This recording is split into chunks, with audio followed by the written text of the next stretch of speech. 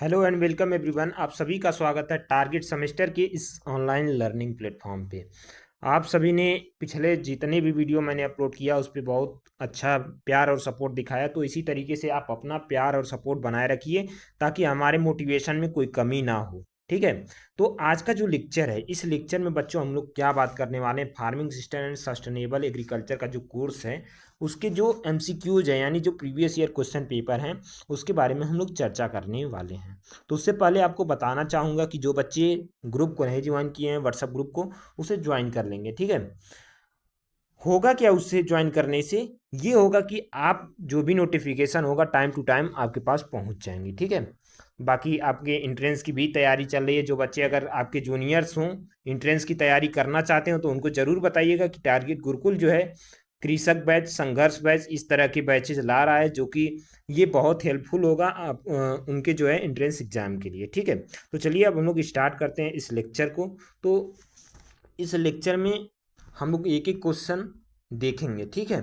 तो पहला क्वेश्चन आ गया है आपके सामने, कह रहा है कि farm in which 50% or more income of total crop production is derived from single crop called. मतलब देखो, एक क्रॉप से 50% या 50% से अधिक जो प्रॉफिट होता है उसे हम लोग क्या बोलते हैं। तो उसकी अगर हम बात करें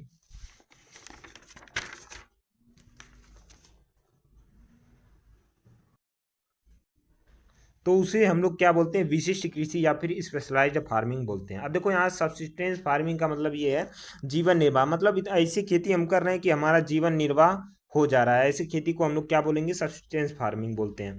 कमर्शियल फार्मिंग आप लोग जानते ही हैं कि मतलब जो है इनकम, अपने इनकम के लिए जो हम लोग ग्रो करते हैं उसे हम लोग क्या बोलते हैं, कमर्शियल फार्मिंग बोलते हैं। ठीक है। चलिए आगे हम लोग बढ़ते हैं। कह रहा है कि repetitive cultivation of an order succession of crop on the same piece of land, मतलब भूमि के एक टुकड़े पर फसलों को क्रमबद्ध उत्तराधिकारी के दोहराव वाली खेती है। अब देखो एक एक चीज़ करके हम बात करते हैं कि क्रॉपिंग सीक्वेंस क्या होता है। क्रॉपिंग सीक्वेंस यानी एक बार हम रबी में बो दिए, फिर खरीफ में बो दिए, फिर क्या किए, जायद में बो दिए, मतलब एक सीक्वेंस से हम क्या कर रहे हैं, क्रॉप को बो रहे हैं, तो उसे हम लोग क्या बोलेंगे, क्रॉपिंग सीक्वेंस बोलते हैं। क्रॉप रोटेशन में क्या होता है, एक भूमि होती है, एक निश्चित भूमि होती है, उस पर हम लोग क्या करते हैं, क्रॉप को रोटेट करके बोते हैं। मीन्स देखा जाए तो एक बार सीरियल बोएंगे, फिर उसके बाद क्या करेंगे, पल्स बोएंगे, पल्स बोने के बाद फिर हम ऑयल सीड लेंगे। मतलब इस तरीके से हम लोग क्या करते हैं, भूमि तो एक ही है, सेम मतलब एक ही लैंड है, फिक्स लैंड है, और उसी पे हम लोग क्या कर रहे हैं, उसी पे हम लोग कल्टीवेशन कर रहे हैं। मतलब कल्टीवेशन तो कर रहे हैं लेकिन क्रॉप को रोटेट कर रहे हैं। ठीक है। तो उसे हम लोग क्या बोलेंगे, क्रॉपिंग, क्रॉप रोटेशन। तो इसके अगर हम करेक्ट आंसर की बात करें तो ये क्या होगा, ये हो जाएगा क्रॉपिंग पैटर्न। क्या होगा बच्चों, क्रॉपिंग पैटर्न। ठीक है। ऑप्शन सी इसका करेक्ट आंसर हो जाएगा। वहीं पे डी की बात करें, क्रॉपिंग सिस्टम की अगर हम बात करें तो देखो क्रॉपिंग पैटर्न में, ठीक है, ध्यान दीजिएगा, क्रॉपिंग पैटर्न में अगर हम लोग क्या करते हैं, इसमें जोड़ देते हैं क्या, इसमें जोड़ देते हैं मैनेजमेंट, तो आपका क्या आ जाएगा, ये क्रॉपिंग सिस्टम हो जाएगा। ठीक है। चलिए नेक्स्ट क्वेश्चन की तरफ हम लोग चलते हैं। कह रहा है कि which among the following is principle of farming system, मतलब इसमें से कौन सा फार्मिंग सिस्टम का जो है प्रिंसिपल है। तो प्रिंसिपल्स की अगर हम बात करें तो इसमें मोस्टली सभी हैं आपकी, साइक्लिक भी हैं, रोटेशनल भी हैं, इकोलॉजिकल सस्टेनेबल हैं, और ऑल ऑफ द एबव, मतलब सभी इसके जो है करेक्ट आंसर। अब हम लोग नेक्स्ट क्वेश्चन की तरफ बात करते हैं। तो कह रहा है कि rearing of honey bee is called as, मतलब देखो यहाँ पे सिंपली अगर देखोगे हिंदी में तो मधुमक्खियों को पालना क्या कहलाता है, आप यहीं से आप देख लो तो मधुमक्खी पालन कहते हैं, क्या बोलते हैं, एपी कल्चर जिसे हम लोग बोलते हैं। ठीक है। सेरी कल्चर में हम लोग क्या करते हैं, सिल्क वर्म को पालते हैं। ठीक।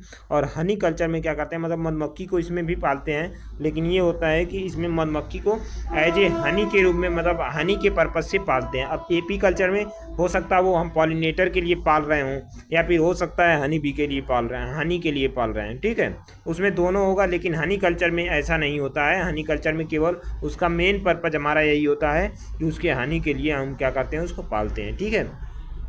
चलिए आगे बात करते हैं। कह रहा है कि indigenous farming system which involve cultivation of crop is forest and forestry in crop land is known as, मतलब स्वदेशी प्रणाली जिसमें वनों से फसलों की खेती या फसली भूमि में वन वृक्षों की खेती शामिल है, उस मतलब उसे हम लोग क्या बोलते हैं, तो उसे हम लोग बोलते हैं टोंग्या। टोंगिया कल्टीवेशन बोलते हैं। ठीक है, क्या बोलते हैं? टोंगिया कल्टीवेशन बोलते हैं। तो इसका ए ऑप्शन जो है करेक्ट आंसर हो जाएगा। ठीक है, नेक्स्ट क्वेश्चन की तरफ हम लोग चलते हैं। कह रहा है कि system of growing together crop of different height. मतलब देखो इसमें क्या करते हैं, ऐसा सिस्टम इसमें पूछ रहा है कि ऐसा सिस्टम जिसमें हम ग्रोइंग करते हैं टुगेदर क्रॉप्स, मतलब साथ साथ क्रॉप को ग्रोइंग करते हैं डिफरेंट हाइट, मतलब उनकी क्या होती है, हाइट डिफरेंट होती है और एक ही लैंड में क्या करते हैं, उनको हम ग्रो करते हैं। तो उन्हें हम क्या बोलते हैं, उन्हें आप जैसे देखो मल्टी स्टोरिंग क्रॉपिंग, यहीं से आपको क्लियर हो जाएगा। मल्टी स्टोरिंग, मल्टी स्टोरिंग मतलब बहुस्तरीय, एक बड़ा होगा फिर छोटा होगा फिर बड़ा होगा फिर छोटा होगा, इस तरीके से हम लोग क्या करते हैं, खेती करते हैं। अब यहाँ पे रिले क्रॉपिंग की अगर हम बात करें तो रिले क्रॉपिंग में होता क्या है, तो रिले क्रॉपिंग में ऐसी क्रॉपिंग मतलब ऐसे फसल को हम क्या करते हैं, सिंपली मान लो कोई क्रॉप हम बो दिए हैं, ठीक है, कोई क्रॉप बो दिए हैं, तो इसमें जब ये क्रॉप पकने वाली होगी तो उससे पहले मतलब ये कटने से पहले ही हम लोग क्या करेंगे, दूसरे फसल को बो देंगे। वही क्या कहलाता है, आपकी रिले क्रॉपिंग कहलाता है। बहुत ज़्यादा पूछा जाता है तो इसे आप लोग याद रखिएगा। ठीक है, चलो आगे बात करते हैं हम लोग नेक्स्ट क्वेश्चन की तरफ। तो नेक्स्ट क्वेश्चन आपके सामने आ गया है, rice rice rice cropping system is an example of. अब यहाँ पे देखो क्रॉपिंग सिस्टम आपको बताना है, तो अब हम एक एक करके हम बात करते हैं। पहले जानते हैं सोले क्रॉपिंग क्या होता है। सोले क्रॉपिंग जैसे पता है एकमात्र फसल जिसे हिंदी में बोला गया है। तो सोले क्रॉपिंग में होता क्या है, इसमें भी वही करेंगे, वही मतलब क्रिया करेंगे कि साल में एक ही क्रॉप लेंगे। एक ही क्रॉप मीन्स मतलब जैसे रबी खरीफ जायद, ठीक है, तीनों में से कोई भी एक ऋतु में हम क्या करेंगे, एक ही फसल ले लेंगे। ठीक, उसमें भी अगर एक ही वैरायटी ले रहे हैं तो उसे हम लोग क्या बोलेंगे, सोलो क्रॉपिंग बोलेंगे। क्या बोलेंगे, सोले क्रॉपिंग। समझ में आया? ठीक, अब मोनोक्रॉपिंग मतलब मोनोक्रॉपिंग में अगर मान लो केवल राइस ही ले रहे हैं तो डिफरेंट वैरायटी भी ले सकते हैं, सेम भी ले सकते हैं। तो sole cropping is the part of monocropping, but monocropping is a broad term. Monocropping क्या है, ब्रॉड टर्म है। ठीक है, तो मोनोक्रॉपिंग में सिंगल वैरायटी भी ले सकते हैं और डिफरेंट वैरायटी भी ले सकते हैं। ठीक है, अब मोनोकल्चर, ये मोनोकल्चर हो जाएगा राइस। अब देखो ऐसे कई जगह देखने को मिलता है, आपकी रबी में भी राइस लेते हैं, खरीफ में भी राइस लेते हैं और जायद में भी राइस लेते हैं। ठीक है, तो इसका जो आंसर हो जाएगा वो क्या होगा, मोनोक्रॉपिंग हो जाएगा। ठीक, आगे बात करते हैं। कह रहा है कि yearly sequence and spatial arrangement of crop or crop is follow in the particular land is known as. मतलब देखो ईयरली जो क्रॉपिंग होता है उसे हम लोग क्या बोलते हैं, तो ईयरली में देखो जो सीक्वेंस के हिसाब से मतलब स्पेशल अरेंजमेंट होता है उसे हम लोग पैटर्न बोलते हैं। कैसे बोलते हैं, मान लो कोई एक फील्ड है, ठीक, ये फील्ड हो गई मेरी, 1 बीघा मान लो, 1 एकड़ मान लो, कुछ भी मान लो। ठीक है, मान लो 1 हेक्टेयर है, 1 हेक्टेयर है, तो हम चाहते हैं कि इतने में हम क्या करें, वीट लगा दिए। ठीक, इतने में हम क्या किए, पी लगा दिए। ठीक, इतने में क्या किया, हम ग्राम लगा दिए। इतने में क्या किया, मस्टर्ड लगा दी। ये जो पैटर्न हम अरेंज कर रहे हैं यही क्या है, क्रॉपिंग पैटर्न होता है। ठीक है, तो इसका जो करेक्ट आंसर हो जाएगा वो ऑप्शन नंबर बी हो जाएगा। ठीक, क्या हो जाएगा, ऑप्शन नंबर बी हो जाएगा। अब देखो आगे बात करते हैं, जाबो कल्टीवेशन इज ओरिजिनेटेड। मतलब ये जाबो खेती जो है ये कहाँ से ओरिजिनेट हुई थी, तो ये नागालैंड से हुई थी। कहाँ से हुई थी बच्चों, नागालैंड, यानी ऑप्शन बी इसका करेक्ट आंसर हो जाएगा। आगे बात करते हैं 10वां नंबर क्वेश्चन की तरफ। कह रहा है कि which of the following is not a sustainable practice. मतलब इसमें से कौन सा ऐसा है जो सस्टेनेबल प्रैक्टिस नहीं है। ठीक है, अब इससे पहले आपको जानना होगा कि सस्टेनेबल प्रैक्टिस है क्या, मतलब कौन सा है। अगर वो जान जाएंगे तो आपको ऑप्शन जो है आसानी से निकल जाएगा। तो यहाँ पे देखो नेचुरल फार्मिंग, हाँ बिल्कुल है। अब यहाँ पे मोनोकल्चर ये भी है, क्रॉप डाइवर्सिफिकेशन ये भी है। तो इसमें जो है भूरी मैन्योरिंग यानी भूरी खाद जो हो जाएगा, इसका करेक्ट आंसर हो जाएगा ऑप्शन बी। ठीक है, नेक्स्ट क्वेश्चन की तरफ हम लोग चलते हैं। कह रहा है कि 3 प्रिंसिपल ऑफ सस्टेनेबिलिटी आर। मतलब जो 3 प्रिंसिपल है सस्टेनेबिलिटी के वो क्या क्या है। देखो इसमें मेरे अकॉर्डिंग वैसे तो मैंने खोजने का प्रयास किया, हमें मिला नहीं, लेकिन मेरे अकॉर्डिंग जो है इसमें ऑप्शन डी होना चाहिए, नन ऑफ दीज, मतलब इनमें से कोई नहीं। ठीक है, कैसे होगा अब मैं बताता हूँ। पहले देखो मेरे अकॉर्डिंग क्या होना चाहिए, इकोनॉमिकल होना चाहिए। मतलब जो भी हम क्रॉप लगाने जा रहे हैं, सस्टेनेबिलिटी जो भी हम अपना रहे हैं वो इकोनॉमिकल होना चाहिए, मतलब हम ऐसा हो कि हम खरीद सकें उस चीज़ को। ठीक है, दूसरा सोशली मतलब वो सोशल में एक्सेप्टेबल हो। जैसे कुछ धार्मिक पर्पज होते हैं उनके हिसाब से हम लोग देख लेते हैं, तो वो क्या हो, सोशल में एक्सेप्टेबल हो। ठीक है, उसके बाद तीसरी चीज़ हम ये देखते हैं कि इन्वायरमेंट को कहीं हानि तो नहीं पहुंचा रहा है। तो यही जो है इसका जो करेक्ट आंसर हो जाएगा ऑप्शन डी। ठीक है, चलो आगे बात करते हैं, कह रहा है which of the following system is a least sustainable, मतलब इसमें से कौन सा ऐसा है कि सबसे कम सस्टेनेबल है। ठीक है, तो कम सस्टेनेबल मतलब हाई सस्टेनेबल हम देख लेते हैं। तो हाई सस्टेनेबल में क्या हो जाएगा, राइस चिकपी, मतलब पहले हम सीरियल ले रहे हैं फिर पल्स ले रहे हैं, तो ये तो सस्टेनेबल होगा, हाई सस्टेनेबल। और हर ले रहे हैं, वीट ले रहे हैं, मतलब एक बार पल्स ले रहे हैं एक बार सीरियल ले रहे हैं, ये भी होगा।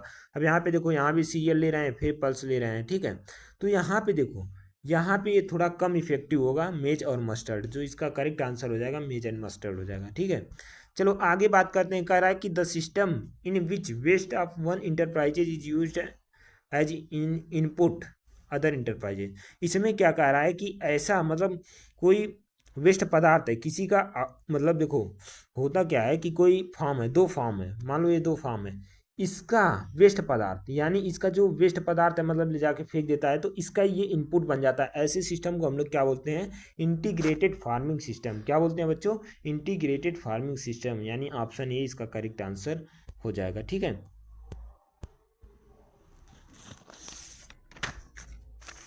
आगे चलते हैं नेक्स्ट क्वेश्चन की तरफ। कह रहा है कि which one of these is green manure crop, मतलब इसमें से देखो कौन सा ग्रीन मेन्योर क्रॉप है, इस तरीके से आपसे पूछा जाएगा। तो ढैंचा जो है ग्रीन मेन्योरिंग क्रॉप है। अब इसको आपको बताना है कि ढैंचा बोने के कितने बाद हम लोग क्या करते हैं, मिट्टी में इनकॉर्पोरेट कर देते हैं, मतलब मिट्टी में मिला देते हैं, कितने दिन बाद, ये आपको कमेंट करके बताना है। ठीक है, कह रहा है कि which of these is not an element of sustainable agriculture, मतलब इसमें से कौन सा ऐसा है जो सस्टेनेबल एग्रीकल्चर का जो है एलिमेंट नहीं है। ठीक है, तो एलिमेंट की अगर हम बात करें, देखो एग्रो फॉरेस्ट्री ये भी एलिमेंट है, क्रॉप रोटेशन ये भी एलिमेंट है, परमाकल्चर मतलब सस्टेनेबल एग्रीकल्चर को ही हम लोग बोलते हैं। अब देखो परमानेंट यूज ऑफ पेस्टिसाइड ये तो नहीं है। ठीक है, सस्टेनेबल एग्रीकल्चर में परमानेंट यूज नहीं होता है पेस्टिसाइड का। ठीक, तो इसका ऑप्शन डी करेक्ट आंसर हो जाएगा। नेक्स्ट बात करते हैं, कह रहा है which is not a necessary component of integrated farming system, मतलब इसमें से कौन सा ऐसा है जो नेसेसरी नहीं है, किसके लिए, इंटीग्रेटेड फार्मिंग सिस्टम के लिए। तो यहाँ पे देखो अगर हम बात करें कि नेसेसरी नहीं है, तो इसका डी ऑप्शन करेक्ट हो जाएगा। क्यों हो जाएगा, अब यहाँ पे देखो farm machinery such as tractor harvester and thresher, मतलब यहाँ पे हम लोग अपने हैंड का भी यूज कर सकते हैं, तो इसलिए जो है इसका ये महत्वपूर्ण घटक नहीं होगा। ठीक है, चलो आगे बात करते हैं, कह रहा है कि the goal of sustainable agriculture is to, मतलब इसमें देखो गोल क्या है, सस्टेनेबल एग्रीकल्चर का आखिर गोल क्या है। जैसे आपका भी इस समय गोल होगा कि पढ़ाई करना, नंबर अच्छे से अच्छे लाना, तो उसी तरीके से सस्टेनेबल एग्रीकल्चर का गोल क्या है। तो एक एक ऑप्शन को अगर हम पढ़ें कि reduce pesticide and fertiliser usages, मतलब ये जो है ये होना चाहिए। ठीक है, दूसरा बात करें कि preserve the long term productivity of land, मतलब लैंड की जो लॉन्ग टर्म की प्रोडक्टिविटी है उसे हम लोग क्या करें, प्रिजर्व करें। तीसरा आता है कि help preserve to social filmic and rural communities, ये भी जो है इसका जो करेक्ट आंसर हो जाएगा वो क्या हो जाएगा, डी हो जाएगा, ऑप्शन डी। ठीक है, आगे बात करते हैं, देखो इसमें जितने भी फार्मिंग सिस्टम और क्रॉपिंग सिस्टम है उसको आपको पता होना चाहिए। देख लो कितने क्वेश्चन आ रहे हैं फार्मिंग सिस्टम से। ठीक है, अब यहाँ पे कह रहा है कि crop sown broadcast in standing crop low land areas before the harvest where the residual moisture is for the establishment of sown crop is called. अब देखो ऐसी क्रॉप को हम लोग क्या बोलते हैं, उतेरा कल्टीवेशन या फिर पैरा कल्टीवेशन बोलते हैं। क्या क्या रहा है कि बोई गई फसल, तराई धान की खड़ी फसल में क्या करते हैं, उसकी कटाई से पहले ही बची हुई जो नमी होती है उसी में हम लोग क्या कर देते हैं, उसी में हम लोग क्या बोलते हैं, सोइंग कर देते हैं, तो उसे हम लोग क्या कहते हैं, उतेरा या पैरा कल्टीवेशन। ठीक है, आगे बात करते हैं, करा कि which is good in situ source of nutrient in water logged soil, मतलब देखो इन सीटू सोर्स कौन सा है, इन सीटू और एक्स सीटू दो सोर्स होते हैं। इन सीटू मतलब जो खेत में हमें यूज करना है उस ग्रीन मेन्योर को या फिर कोई भी, उसमें अगर हम ग्रो कर रहे हैं और उसी में इनकारपोरेट कर दे रहे हैं तो उसे हम इन सीटू बोलेंगे। इक्स सीटू मतलब कहीं बाहर से लेके आ रहे हैं यहाँ पे डाल के हम इनकारपोरेट कर दे रहे हैं तो उसे इक्स सीटू बोलेंगे। क्या बोलेंगे, इक्स सीटू, इक्स सीटू बोलते हैं। ठीक है, तो इसका जो करेक्ट आंसर हो जाएगा अजूला हो जाएगा। ठीक है, जल्दी ये पूछा है ध्यान दीजिएगा, इसलिए अजूला हो जाएगा।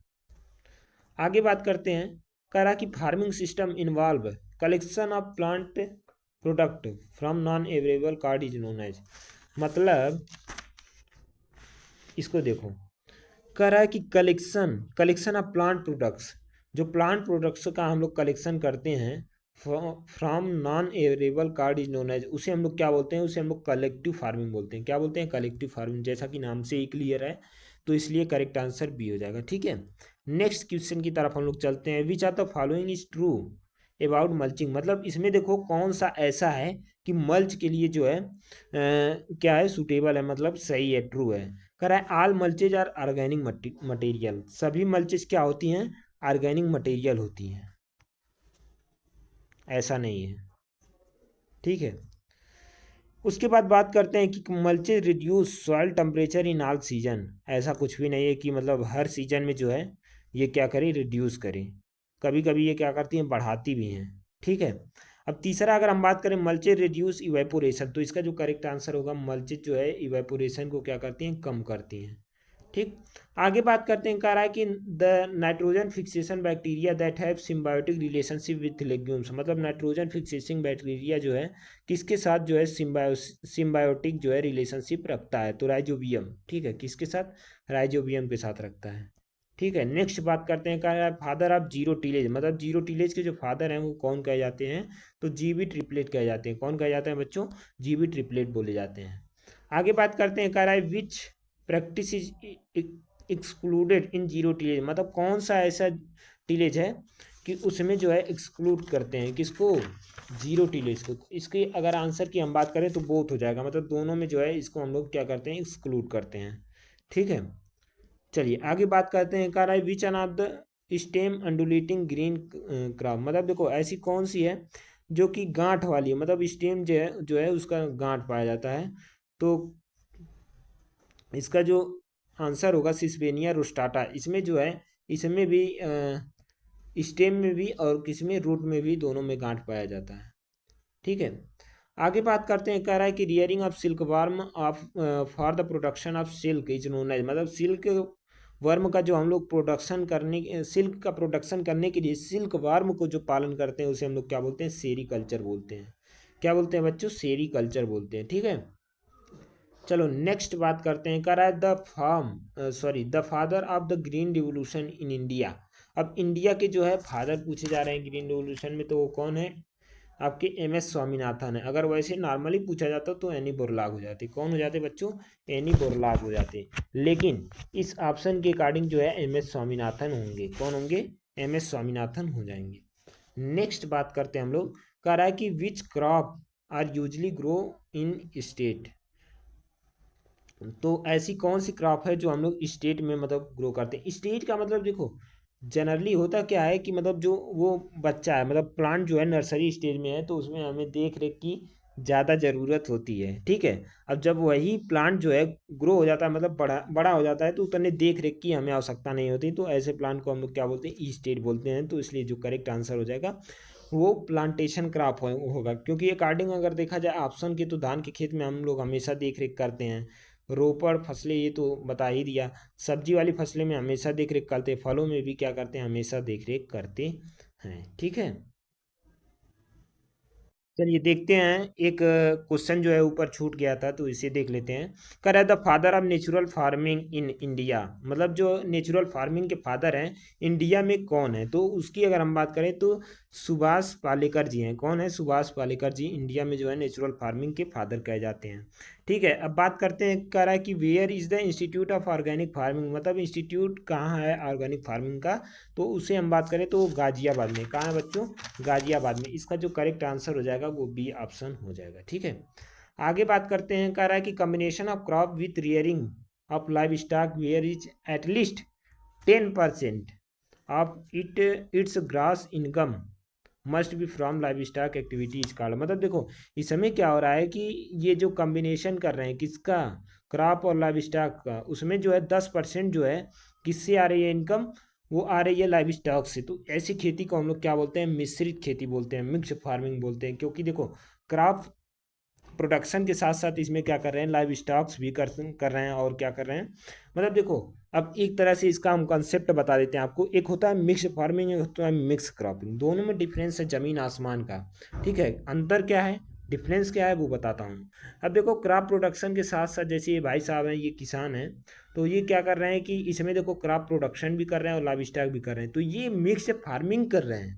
वहीं पे अगर हम बात करें सीडों को मिला के, मतलब दो या दो से अधिक तरह के क्रॉप्स के बीज को मिला के अगर हम बो दे रहे हैं तो वो क्या है, मिक्स्ड क्रॉपिंग है, ठीक है। उम्मीद करते हैं डिफरेंस समझ में आ गया होगा, ठीक है। आगे बात करते हैं 36 नंबर क्वेश्चन की तरफ।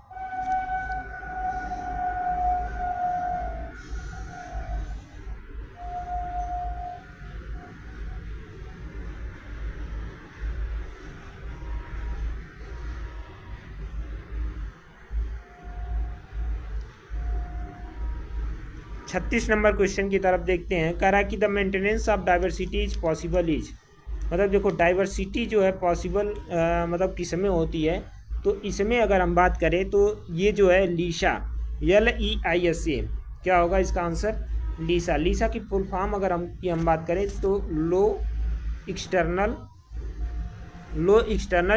इनपुट ऑफ सस्टेनेबल एग्रीकल्चर, ठीक है। लीसा का फुल फॉर्म यही होता है, ठीक।